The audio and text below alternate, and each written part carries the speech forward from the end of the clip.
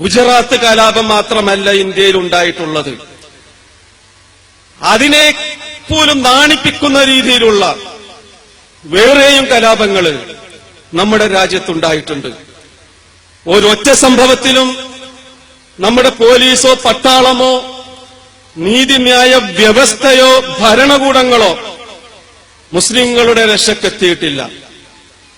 മറിച്ച് മറുഭാഗത്ത് ശത്രുവിനോടൊപ്പം നിന്നുകൊണ്ട് വംശഹത്യക്കും കൊള്ളക്കും കൂട്ടക്കൊലകൾക്കും കൂട്ടുനിൽക്കുകയായിരുന്നു കാലാകാലങ്ങളിലുള്ള ഭരണകൂടങ്ങൾ ചെയ്തിട്ടുണ്ടായിരുന്നത്.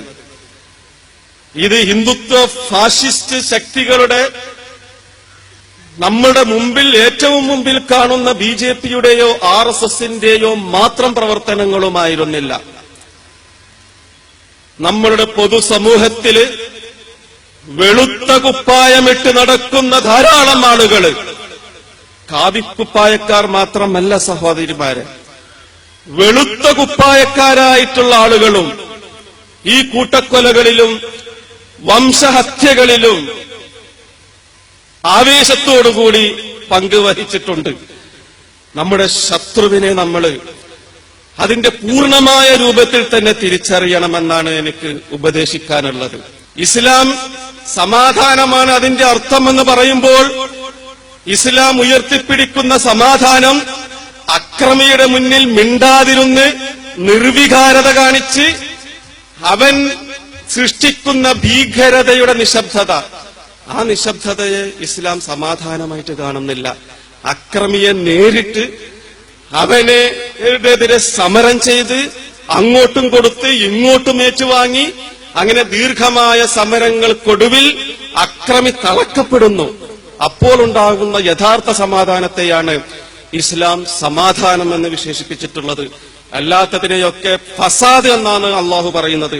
വലൗലാ ദഫഉല്ലാഹി നാസ ബഅദുഹും ബിബഅദ്, ജനങ്ങളിൽ ഒരു വിഭാഗത്തെ മറ്റൊരു വിഭാഗത്താൽ അള്ളാഹു തടഞ്ഞു നിർത്തിയിട്ടില്ലായിരുന്നു എന്നുണ്ടെങ്കിൽ ലഫസദത്തിൽ ആർ, പ്രതിരോധമില്ലായിരുന്നു എന്നുണ്ടെങ്കിൽ, ചെറുത്തുനിൽപ്പ് ഇല്ലായിരുന്നു എന്നുണ്ടെങ്കിൽ ലഫസദത്തിൽ ആർ, ഭൂമി ലോകം കുഴപ്പത്തിൽ പെട്ടുപോകുമായിരുന്നു.